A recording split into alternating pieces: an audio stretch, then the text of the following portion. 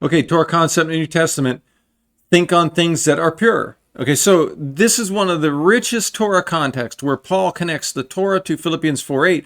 When Paul says, think on things that are pure, he is speaking of covenant faithfulness. Like, he's using the Greek word hagná, meaning morally clean, undefiled, ritually pure, covenant faithfulness. Okay, so the concept's deeply rooted in the Torah's vision of purity of heart, purity of worship, and purity of conduct. Okay, so the Torah Parallels here, one, purity begins in the heart, in the inner life, right? And Paul his emphasis on mental purity echoes the Torah's insistence that purity starts on the inside, not merely as ritualistic actions. Okay, it's Numbers chapter 15, Deuteronomy chapter 6, the Shema again, and chapter 10 and chapter 30. Okay, so 2, purity as separation from defilement. The Torah repeatedly teaches that God's people must distinguish between what is pure and what is impure. Okay, in Leviticus chapter 11 and chapter 20, Numbers chapter 19.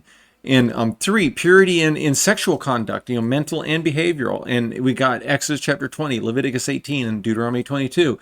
4, purity in worship and devotion. So purity in the Torah is also about right worship and free from idolatry and mixed loyalties. We read about this in Exodus 20, Deuteronomy 12, Deuteronomy chapter 13.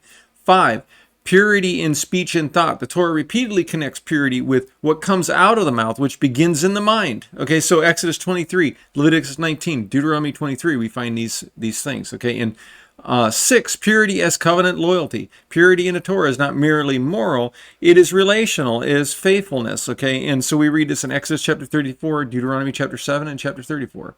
Okay, so the context here is that the Torah shapes Paul's understanding of purity, and purity begins in the heart. Purity requires distinguishing between what is clean and unclean. Purity includes sexual integrity. Purity includes pure worship and doctrine. Purity includes pure speech and motives. Purity is covenant loyalty. Purity reflects God's own purity. Okay, so the core insight here is Paul's command is a direct continuation of the Torah's purity commands and ethic, and now that's now internalized, empowered by the Spirit in Mashiach, in the Messiah. And this is how Paul taught Torah in the New Testament. The Torah has not passed away.